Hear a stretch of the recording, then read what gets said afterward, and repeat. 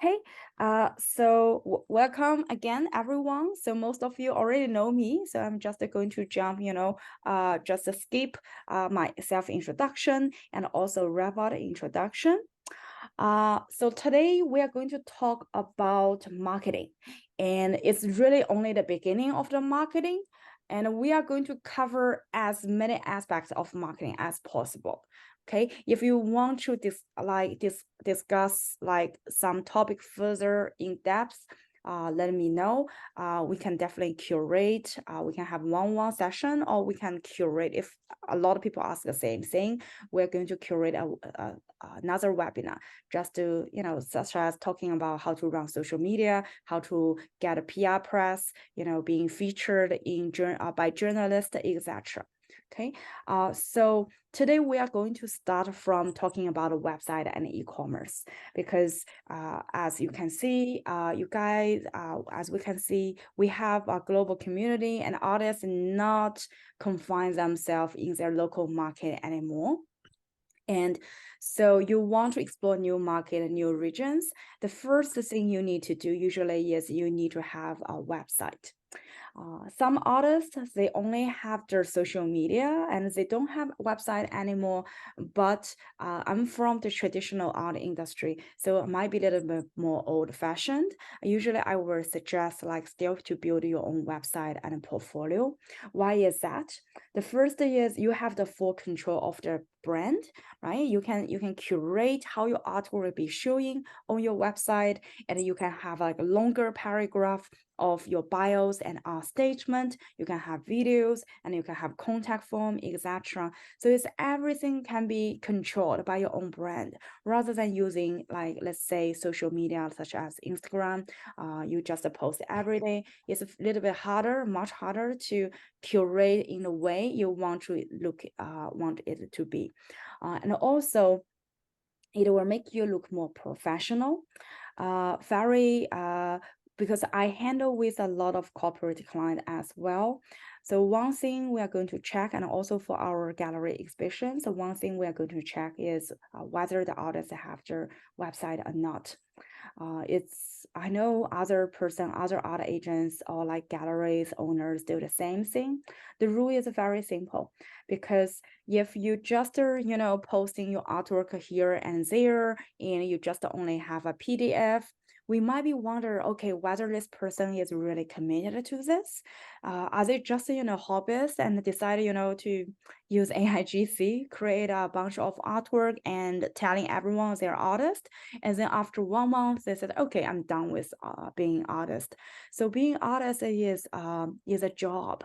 Yes, you really need you committed. So that's why we want to see whether the artist is fully committed. Usually the website can tell you a lot of things, and also website you can update your resume.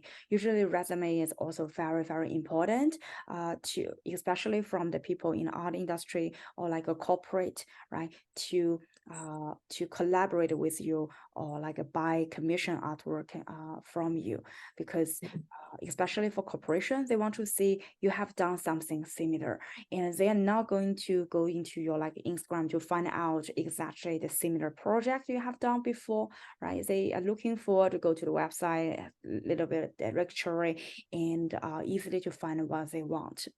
Also, you can show your art in collections. This is also connected to like make your work like feel professional. So some artists like to organize their artwork in themes or in subjects like the landscape, abstract paintings, etc. Some organized by year. All those look great, right? Or sometimes you organize by exhibitions so that you keep kind of telling the outside, like the audience, to say, hey, you know what? I have been keeping doing different things and I'm really a serious artist. I'm keep creating. I've been in the career for like 12 years. How are you going to prove you are in a career for 12 years? Usually we're going to check the portfolio and to see whether the artists have their those kind of history and whether they actually improved their skill during their journey or not. Uh, And also it's very important for your art investors, because some people, they collect art not only for like decorating their walls, but they also, hopefully to discover the gems like the next Van Gogh or Picasso, and invest them early to buy your artwork and hopefully resell later. The way to do that usually is like, they are going to see the artist, whether the artist is improving skills, become better and better, and whether it's become more popular or not. Okay, and also another thing you can do is you can build your own sales channel from your website. So for example, Rabot, we do support e-commerce features. So with your own feature, the fees is much lower, and also you can control how your sales channel, if you want to attract more traffic, there is ways to attract more traffic, and we're doing the SEOs, which we are going to address very, very soon. Yeah, so this is about your website. And so what do you need for your website? That's also another thing we've been heard, the question we've been heard from the artist group. So everything with the orange is must have, right? You must have like artwork images, and pay attention here. I mentioned it should be nice artwork images.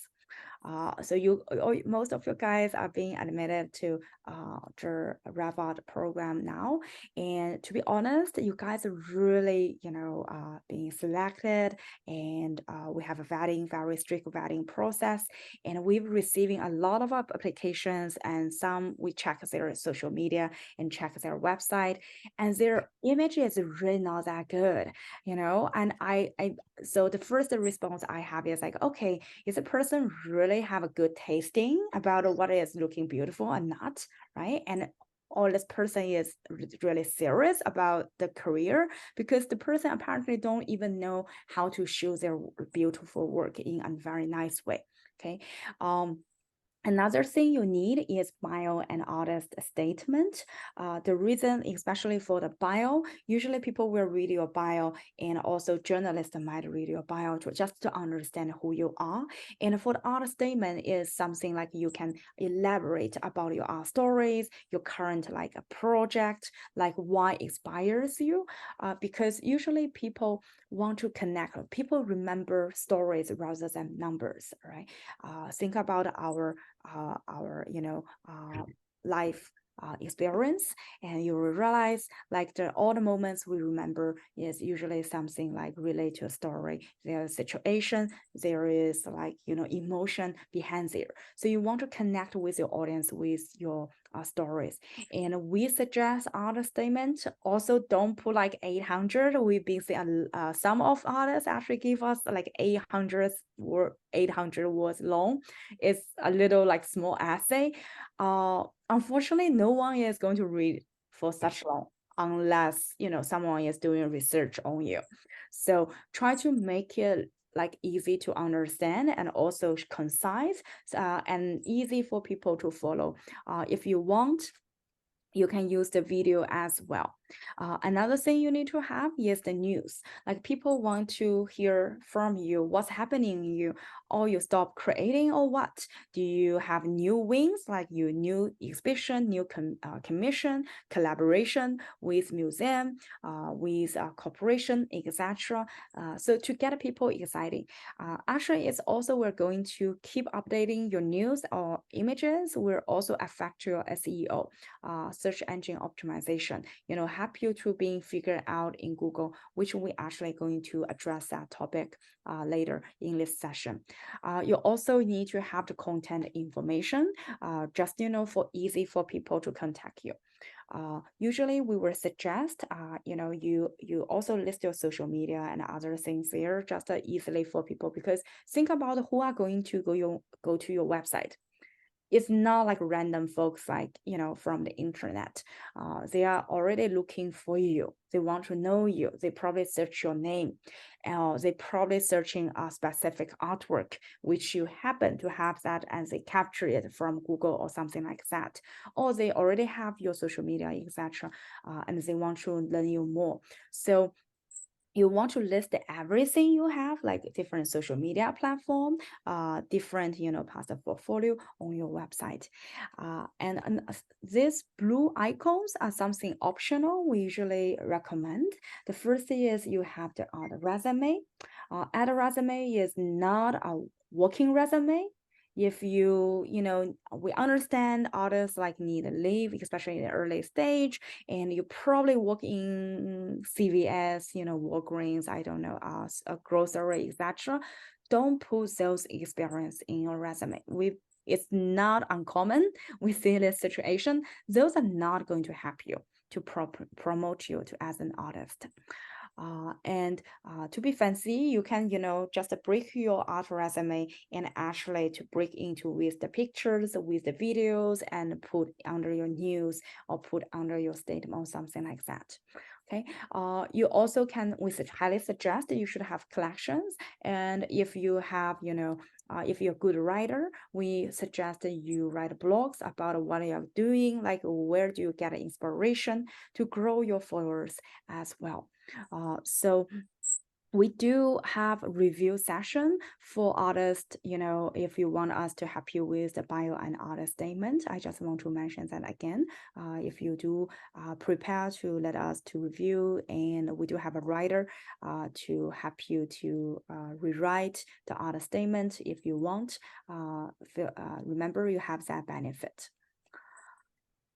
Okay, so rest I'm going to actually talk a lot about the pictures, because we notice a lot of artists are not doing great with their pictures, and picture is one of the most important thing for you to be your social media or to be your website. And so first of all, when you take a nice photo, you should use good lighting. So what is good lighting? Okay, if you are in a very dark room, apparently it's not good lighting. And usually we will suggest the natural light preferred. So diffuse the light. If you need to take in-house in your studio, we also suggest a little bit, the natural light, which is yellow light rather than the bright white light. And also try to avoid harsh sunlight or stone-like shadows because it will distort your artwork image.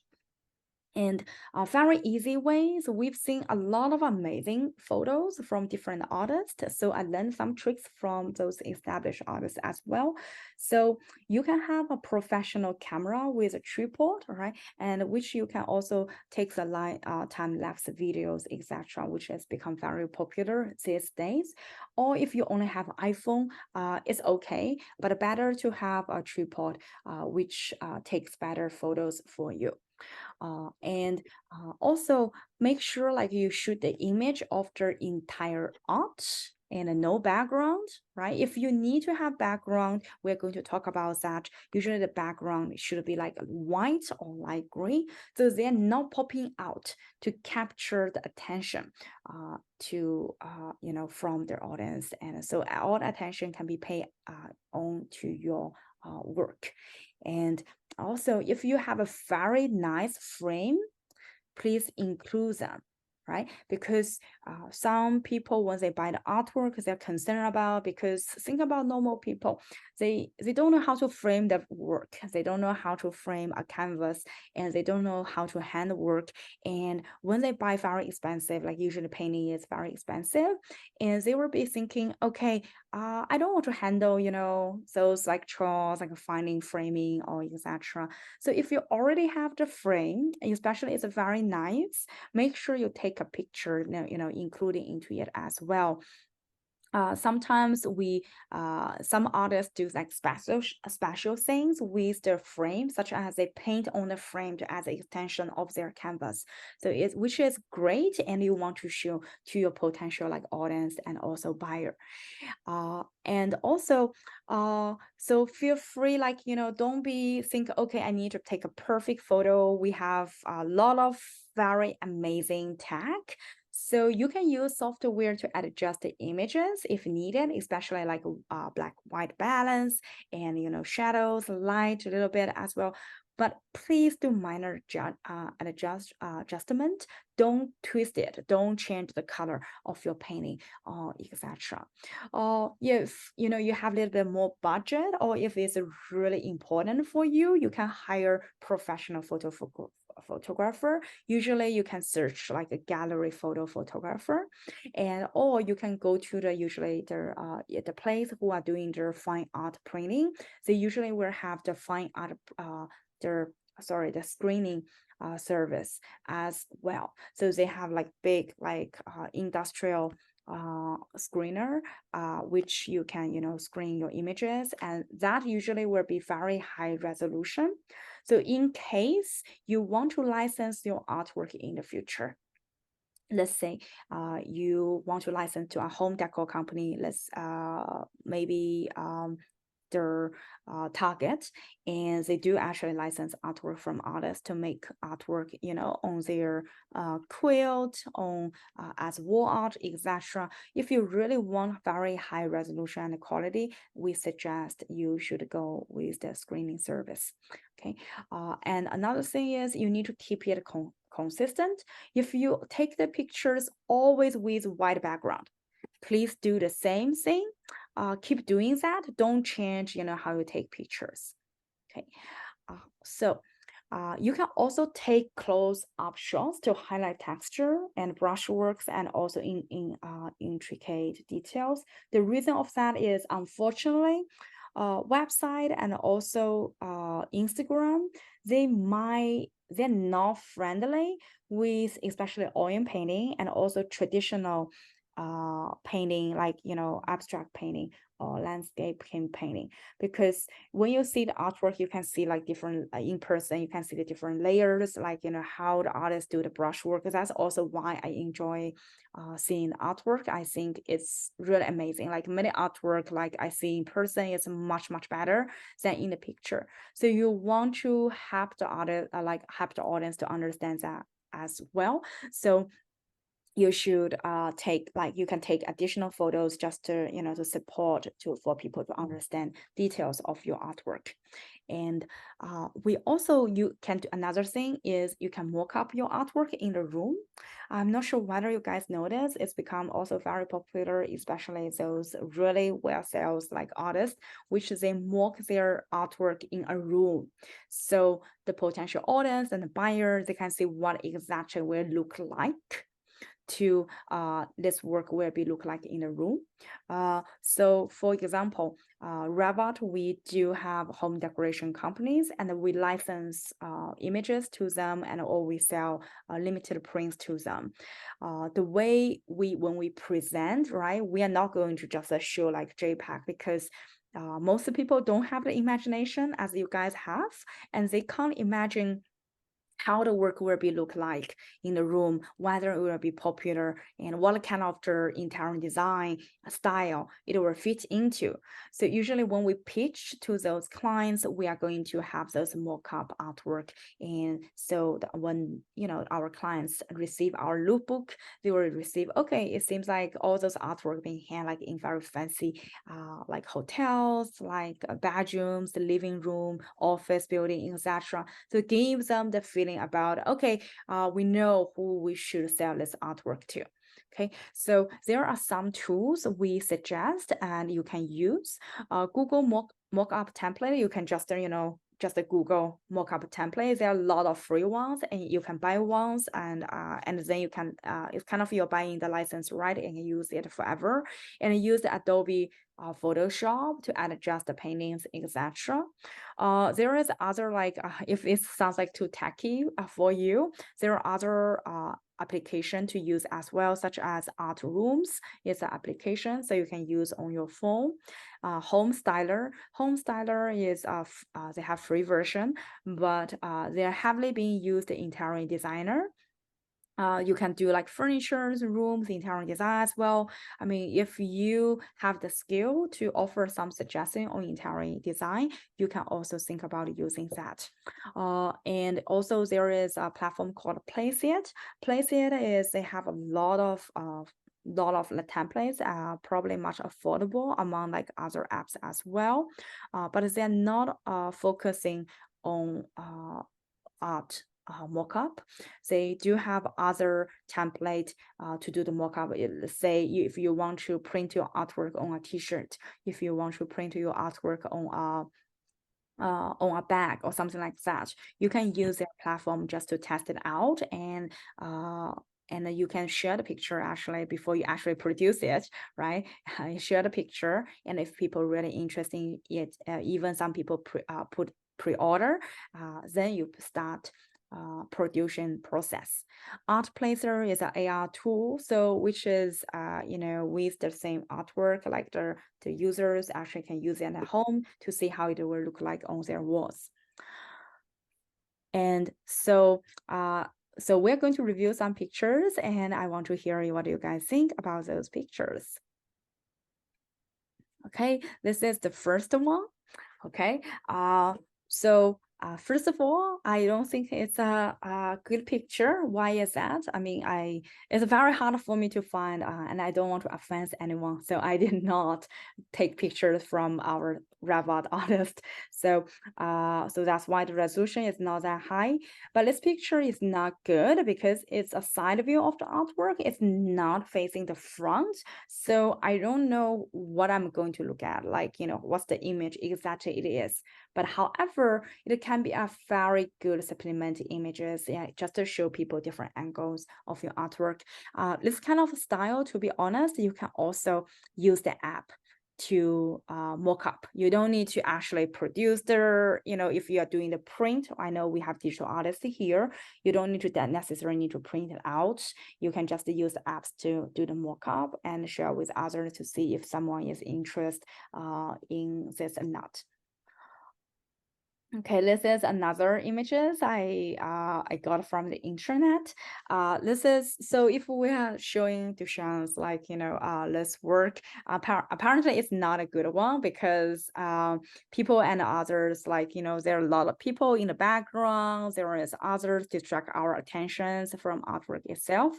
If you have sculptural, we notice a lot of artists when they send us sculptural pictures, because probably they don't have studios, they don't have traditional like very professional setting to take pictures, so they put their sculptural in kitchen, in the living room, or in the outdoor, which they all like take pictures from their exhibition. The image is really not that good, and we can't tell whether it's a good, it's not attractive. So you can Photoshop, just remove all the background. That's a great way actually to do that if you don't have a studio setting, photo studio setting at your place. This is another picture, which is made a lot of mistakes. The first thing is not facing to the front, right? In the background is like very distracting, and the light is a little bit too yellow, and we can see the easels here as well. So whether the work is finished or not, what I'm looking at. So to me, usually this picture looks like a hobbyist. It's not, apparently this person is probably just sharing, I'm very excited, it's my first oil painting or something like that. Apparently this person is not a professional or full-time artist. So here is some pictures, like good examples I want to share with you guys. First is, we have a client called Viva Terra, and we do every year, we recommend some artists to sell through their national platform. This is the images we made together with the platform. So we have the artwork images, right? And we have artwork detail images, we have artwork on the wall, we have artwork side view, and we also have artist profile photo. So this is an e-commerce business. They are national company to sell across the United States and also in Mexico and Canada. So you can see actually all those work, we actually did not take the studio photo. We actually asked artists to take just one photo, something like this, gave us, and we just Photoshop and do the mock-up, everything. But as you guys can see, it works out, and it's not taking very long time. So we highly suggest that if you if you're interested in learning those skills in apps, you can do that as well. This is another example from Revolt artist, Viva Baron. So this is good example because she has artwork images and they have like artwork detail images, right? They also have the artwork on the wall. This is a mock-up as well, but give the people the feeling, okay, which how the artwork can fit in the space and what kind of style it will fit in. Okay, so that's about like website. And now let's move to the content marketing. I put content marketing like in the second section because it's kind of a basic for any other things about social media, running social medias and running like blogs or website content or like event, etc. You need those content. So I suppose most of you already have their social media. I think I checked on most of you guys' social media before, but before you actually create content, let's take one step back. Identify your target audience. So think about, okay, who are your audience? What's their ages and gender, location, income level, etc. And also think about what they need, because different platform and different content is satisfied for different need. So usually the conversion rate for any business is 5%. So which means you need to contact 100%, right? Or like 20%, you get one person who will reply to you, say, hey, I'm interested in your art and I might want to talk with you. So that's what we call conversion rate. And so you need to build your audience. So that's why you need to satisfy different needs. Some people are not going to buy your artwork now, but some might, some they already actually looking for to decorating their new apartment, new house, etc. So usually their need will be several things. They want to do the collecting. They're actively looking for like new artists, like, or they already collect your artwork before and they want to buy new things from you. And they just want to do appreciating and they want to, just like their work and just admiring that they like art, and they might buy like, cheaper print rather than original paintings. Or they just want to hang out with others, like looking forward to some people also who are interested in art or creative industry. Or they are just a new hobbyist and they want to learn art, so they decide to follow some style, some artists to get inspiration and to see learning the process, etc. So you need to identify your target audience first. And here I want to ask this question. So do you think only collectors are your audience? The statement is right or wrong?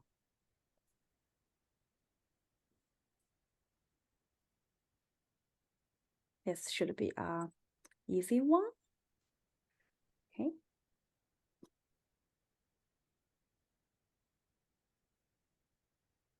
Okay. Okay, I'm going to end and share the result. So yes, all of you are right. So it's not only your collector, your audience, right? We mentioned your audience can be just a lover, someone, your students, right? Someone want to learn from you, or it's just, appreciate your style or like certain topic. So now we are going to talk about what kind of content type you might have, like social media post, right? Videos, podcast, and also streaming. Streaming these days become very popular as well, especially among the young folks. So those are kind of 4 content type you want to consider. If you're only doing 1 or 2 at this moment, no worry, don't be panic. Okay, you're doing good. Because usually we suggest you hack 1 or 2 content first before you move to the next. Okay, so I heard a lot of people always running out of like content ideas. So that's why we summarize some categories ideas here, which can inspire you to create more content. So first is your art story. Your art story can be very, very long, and you can write an article, you can shoot a video, right? You can be different part, because your art story doesn't end. Your art story doesn't end, from the childhood to university, doesn't end there. Why you are doing doing this now? Why are you going to create a next collection? What's the next project you're exciting about? So people want to hear that from you, and to be more willing, more open-minded to share all those with them. And of course, you can share with your artwork, and most of us already doing that. But again, two things we need when you share with your artwork: high resolution and also description. I know there's many others because they're probably not good at writing and they're too busy with many other things. We completely understand, but they forgot to write descriptions there, which is pretty pity, because first of all, without description, you waste a opportunity being captured by the SEO, which means by the Google, Yahoo, etc., and a search engine. And also, for people really like your artwork, they want to understand what you're thinking, what are you creating. They want to be connected with you. So description is very, very important. You can also have a creation process, like time-lapse video in progress shot. It's one of the most popular content these days now, especially in the social media, because people want to understand, okay, how this person is creating this awesome things, right? What happened? What's the whole process? And people love to watching that. You can also have tutorials on how to if you have something about your specific, probably you have specific techniques, you have specific paper. I know many artists want to keep like in a secret to themselves, but usually it's very exciting, when you share some of them to the audience, and the audience feel like, oh my God, I've never heard of that. What an amazing person. This artist is really somebody. So those things, because it can be interactive as well, so it can help you to attract a lot of followers. And also you can many of you will go to the museums, you will go to the galleries, art fairs, hang out with other artists. So share your thoughts and insights with your audience as well, because art industry is very far away and also sounds like mysterious for like an ordinary like audience, right? And because not so many people working in the art industry. And so that's why if you share your thoughts, especially your artists, you have the credibility here. They will be willing to hear from you, and they want to hear your opinion. And it's also a great chance actually to educate them. For example, if you are focused on doing the abstract work, you can say, hey, abstract work actually recently is very trending, the minimalism, the trend. So you can educate people, and you also do the education in the very beginning, and later when people really want to buy some artwork like abstract minimalism artwork, they will think of you. Also, educational post can be very good. Educational post is different from tutorial, because educational post can be, how to appreciate other like how to appreciate artwork, because many people don't know what they're looking at of their work. You can even start with some classical, like very famous painting, to help people to understand how to appreciate art, right? So that after you're educating them in the long term, they will also begin to appreciate your work. They will understand your work and understand why you need to charge, like, let's say 2,000 or 5,000 to your work, because you put a lot of effort into that. You can also share with your news and careers update as well. So that's some like, the categories. And we are going to send out a handout later, which we have a full list about questions, like, to help you to create your content. So if you're running out of content, you can just come back to this handout and to say, okay, I have never talked about this. I have never answered my fans about this question. Yeah, so other tips of the content. So you don't need, unlike artwork, usually I know for the artwork, you want to create something like very, very different from each other, right? But for the content, it's completely okay. If you want to do the content, like, post the content across the platform, do that.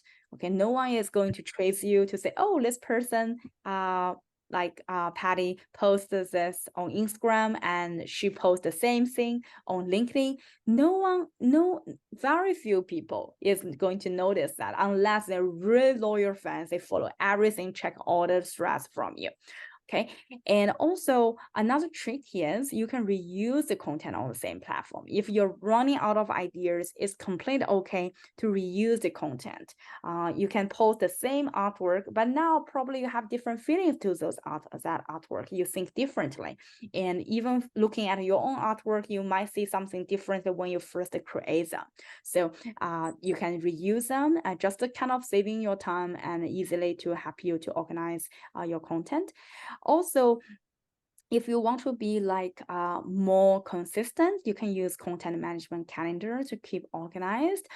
There are a lot of templates outside there, and we actually are currently working on. Later, we're going to share in the Revata website, the Artist Knowledge Hub, and give like content calendar. We're still developing it, but you can just search internet and also the Googles and have a lot of fun. If you use Canva has management tool as well. If you use scheduling tools, many scheduling to have content management calendar as well. So keep yourself organized, because we are going to discuss like about social media, and with anything with the blog SEO, everything, the most important thing is you need to post consistently. Okay, and also you need to you can create different kinds of content. If you don't just always post your artwork or something like that, post other things, your videos, your stories, etc. Mix them together. Okay, so now we are going to talk about social media. So first of all, I want to do a survey here. What platform are you using now? So it's a multi-choice. So if you're using several platforms, feel free to let us know.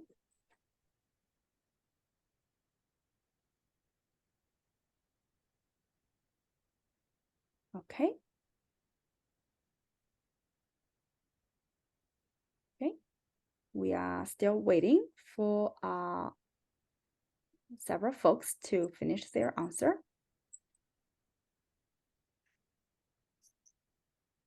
Okay. Okay, we are going to move forward. I think. Okay. This is our result. So apparently we have this is a very interesting. Usually I would thought Instagram is the most popular. So which we actually today we're going to talk specific about Instagram and Facebook. We actually have people using Facebook, Twitter. I kind of wonder what others is. If you can put in the chat, let me know. I will appreciate it. And we will try to address that list later in the AMA session or in the future. So first of all, let's understand those platforms, okay? If you're using Instagram, Instagram is kind of most common, and most users actually are also outside of United States. They're not in the United States. So it's kind of very, very global platform. And it's also very popular among 18 to 44 ages. And also interesting is they have similar numbers of male and female audience, which is a little bit different from Twitter. Twitter is very dominant by male. So when you think about like what kind of artwork male will buy, like illustration, digital artwork, and or comic, etc. So for Facebook, it has broader audience. The reason of that is like we see a very average distribution among all the age group and also globally. So you have like a very broad audience. Let's say you don't know whether your artwork is popular among the young folks, like, or among people over 50, you might can use Facebook just to figure it out who is the most important category of the audience for you. Facebook, of course, you can have the publishing page, right? It can show you artwork, you can organize events, so it has more features than Instagram. And also you can attend to build community, you can hang out with other artists or like collector group as well. So for Twitter, since we don't have anyone use Pinterest and TikTok, so I will just talk very quick about that. So let's talk about Twitter. So Twitter is great for engaging with your followers. So if you want to hear like feedback and if you want to engage with others and build like really deep connections, Twitter is your friend. And most users actually are in the United States. If you want to focus on the market in the US and also male, especially young male, this is the market you should focus, right? We do have another NFT bootcamp, which we suggest everyone should use Twitter because that's the audience of, and also the collectors of the digital NFT artwork, etc. Also, it's a great way to establish partnership because you can tag and ping the brand you want to collaborate with, and so invite them to see what's happening with you and see your artwork, your thoughts, and your career development, etc. And also the response rate in Twitter is with the DM is a little bit higher than other platforms. So Pinterest is easy for share and it's great. A lot of interior designers out there. If you want to be noticed by interior designers, and you can use that platform. TikTok is growing now, and it's so their algorithm is really trying to discover different things. But most the users are 18 to 24. So if your artwork is not for 18 for 24, I suppose many of of you here are not. You don't need to bother to use TikTok. Oh, okay. I do see Robert a reply about LinkedIn. So little thing about LinkedIn. LinkedIn is great for developing your professional relationship. Let's say you want to do collaboration with big corporations. That's your goal. So LinkedIn can be great. And because people see like you are very professional like artist, usually we see a lot of established artists like or middle career artists. They use LinkedIn a lot.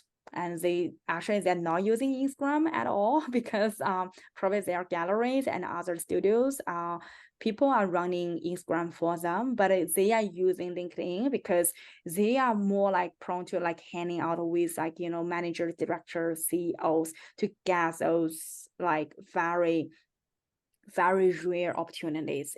For example, I have an artist collaborate with Old Navy, right? The way he got a gig because we were in the gallery, and everyone is in the gallery, and one of the biggest, the CEO of one of the top marketing agency company was there, see the artwork, very amazed, and invited him actually to think about something to do the job for Old Navy. So that's how it happens. Okay, so we have some steps here. So usually, please only choose 1 to 2 platforms working for you. I'm not saying you can't work on 3 platforms or 4 platforms. It's just based on my understanding on the artist time. And also, you probably don't have enough time to manage more than 2 platforms. Even one might be overwhelming for you because you want to hack one channel first, which is really doing good for you. And also you need to post consistently. You can't just say, hey, I'm posting this week 10 posts, and then I rest for like 3 weeks and post next month like 1 post or something like that. Algorithm will not favor you. Even you post like 100 posts, like you're really running insane crazily, and you post 100 posts just in one night or something like that, the algorithm will not favor. Instead, they will think you're a scammer or something like that. They will not showing your post even to your followers or to your friends. Okay, so do it consistently, and also try to combine different types of content. The reason of that is algorithm keep changing. If you're doing the same thing all the time, the algorithm might not recommend your post to others. And also remember to engage, which we can talk. We are going to talk a little bit further in talking about tactics for the Instagram. So here is a new question. So Okay. Let me see. Okay. Okay. Let's me launch. Which is more important? The quantity, quality, or consistency? What is the most important? It's a single choice.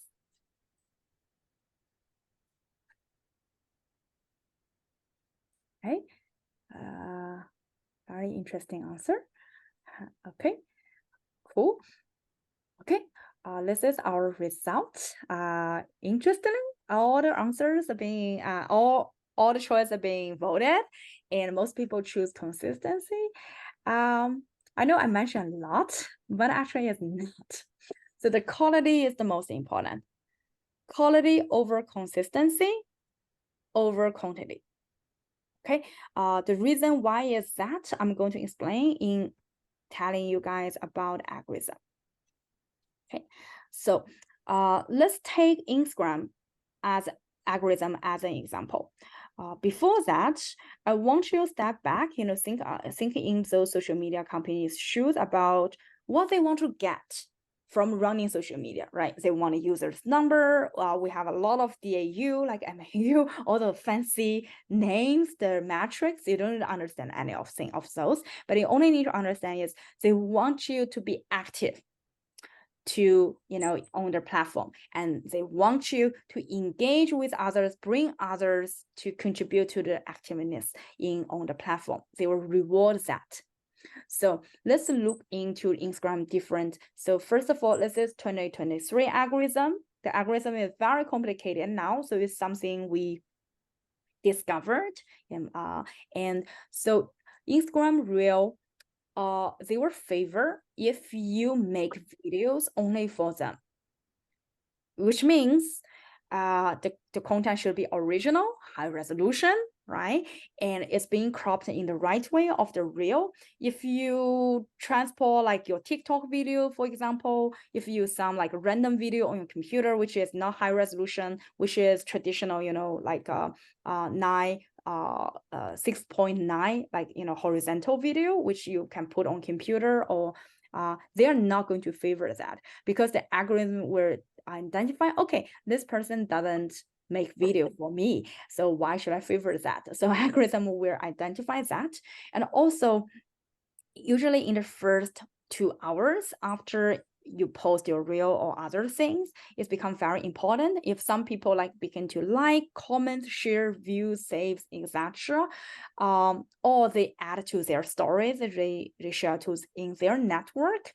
So the Instagram will think, okay, it's a really good content, and we should show to others. We should reward this kind of behavior. So that's why even for us, when we're running our own social media, we usually suggest when we post out, we will send to others. I said, okay, please like us, please interact with us, write in the comments, or not, if you can write in comments to say, I appreciate that, thank you, being featured, and we were doing the same thing, like great job or something like that.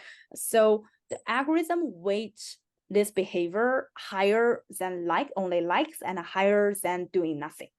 Okay. So you can usually to hack, you can in the beginning, you can encourage your fans, followers, or even friends, family to like your Instagram post. For the stories, usually the algorithm will identify whether it's a good quality stuff or not by okay, does a user view your story and respond? Do they click on your profile? And do they finish or skipped? Is there any engagement? So that's why we suggest, when you're doing your stories, you can try surveys, stickers, QAs, ISVP event, something they can click on, because with that, the algorithm will pick it up and will push it to more of your followers, and so that you can get more viewers. For the feed is, first of all, who made a post, right? If you are celebrity already, you are being pushed to more followers, and if also they tend to push to the post to the people you usually engage with, and also if the person have great content, and Instagram will actually to promote it. So that's why we mentioned quality is the most important. Let's say if you only can do one post per week, but with really good quality, do that rather than doing two mediocre posts per week. Okay. And also they were posts like, you know, images or videos. So they actually, Instagram is heavily promoting Instagram Reel and also videos these days because they need to compete with TikTok. So you can leverage that. And also they were pushed to, like, you know, what kind of content like the other person looking for. Are they art lovers? If they're not, probably they will not receive your artwork sharing. So some key tips here. First is be consistent, slowly wrapping things down. So, okay, you can start with 1 post per week and later 2 posts per week, then 3 posts per week. And then if you really have the energy, you can do like every day. So Instagram don't reward posting multiple posts per day because usually the quantity is not that good. If you're using Twitter, Twitter does reward, but Twitter rewards like your engagement. You're using the platform and you're engaging with others. The same thing with LinkedIn. The LinkedIn, if you want to get more exposed, like got more impression traffic, you need others to comment. The more comment you get, you might get a push from the LinkedIn platform.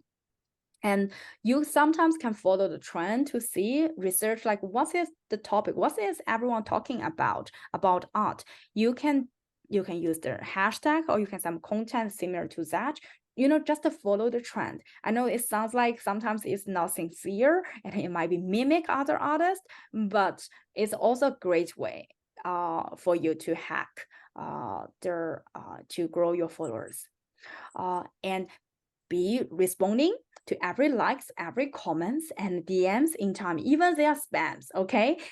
Because the algorithm don't know whether they're spam or not unless you move them to the spam. So please do the actions. Just don't leave those messages in your inbox. And unfollow still works because it's also a rewarding, like your trick algorithm think, okay, this person is very engaging with other people in Instagram. So this person is active on our platform. We need to reward her or him. Okay, you can smartly use hashtag. Hashtag, unfortunately, is not as useful as several years ago, but now you can use up to 30 hashtag, but try to focus with 5 and don't use your hashtag all the time.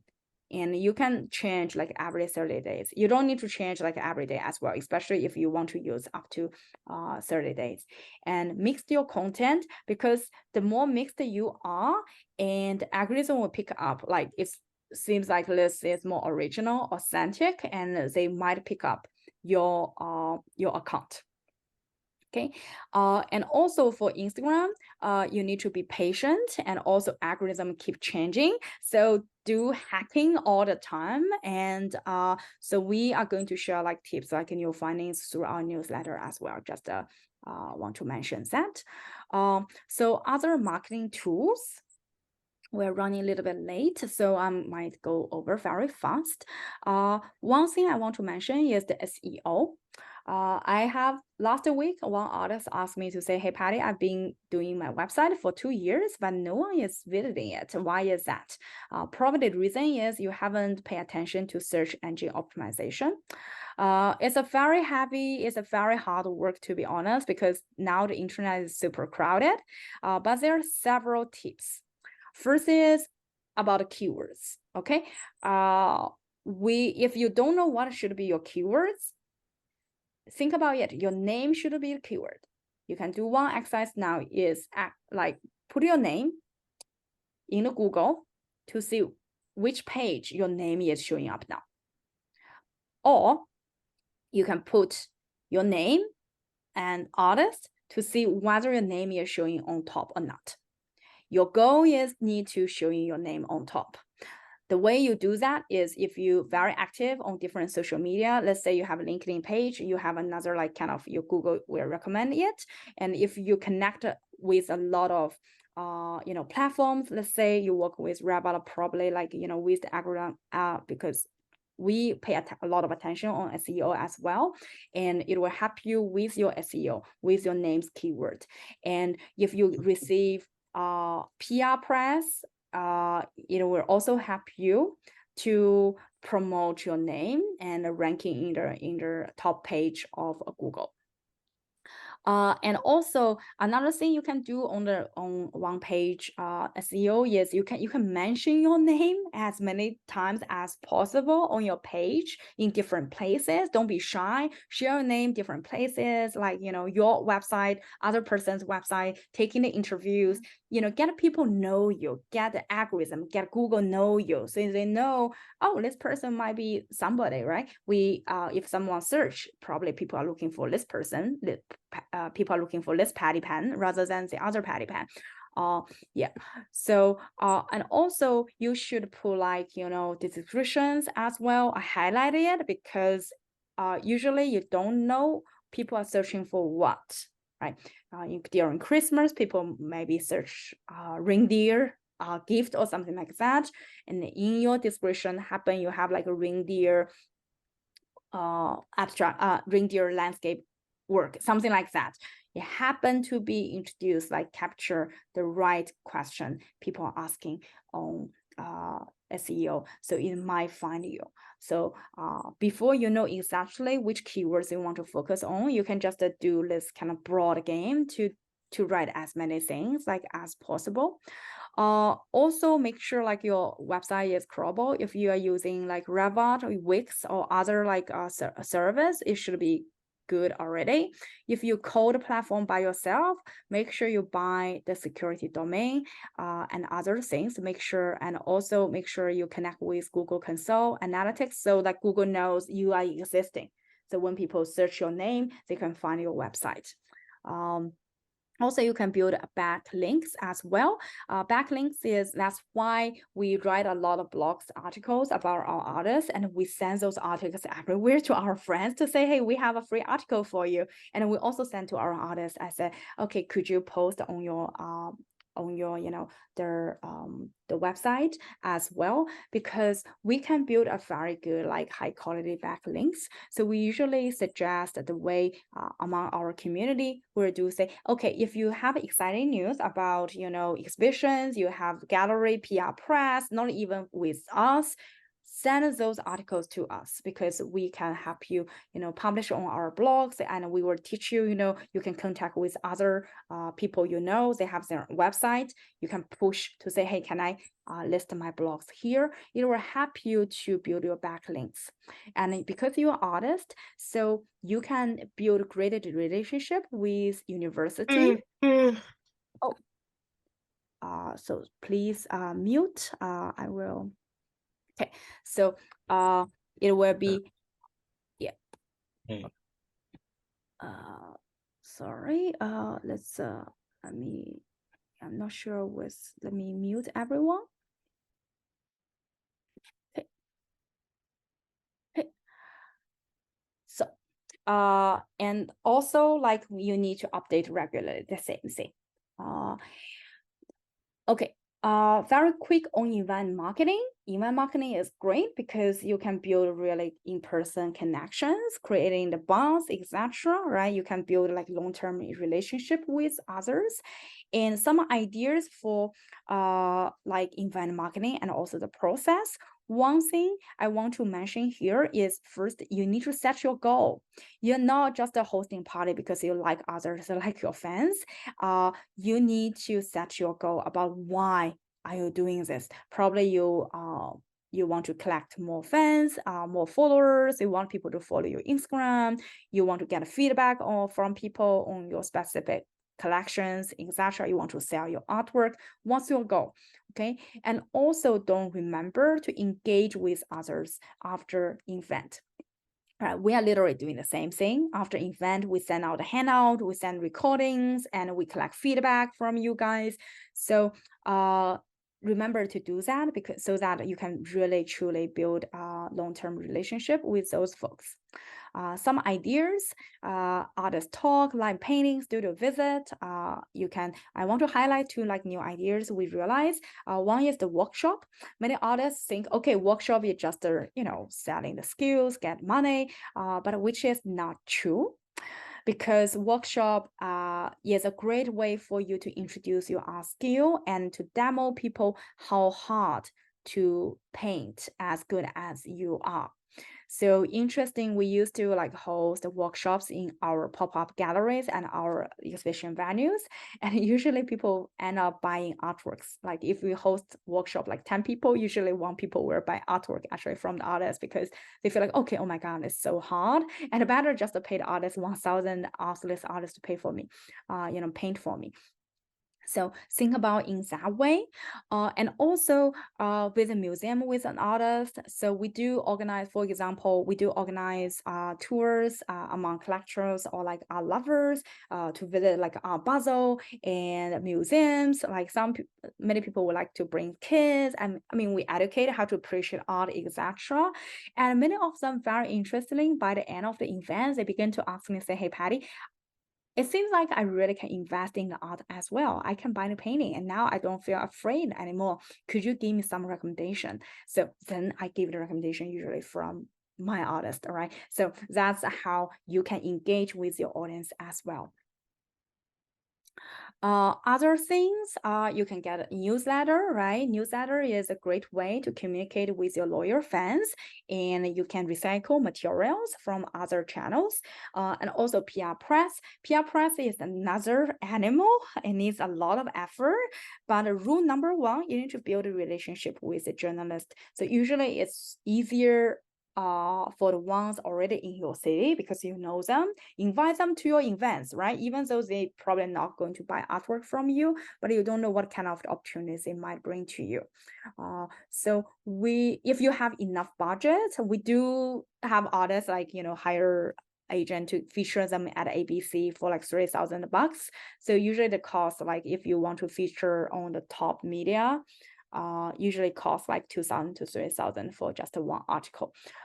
We have our own ways to do like other work as well. So we do have those opportunities. Pay attention to your email. If we release those opportunities, we decide, we have manpower and budget doing that, remember to apply. Lastly, I want to talk about exhibitions anymore.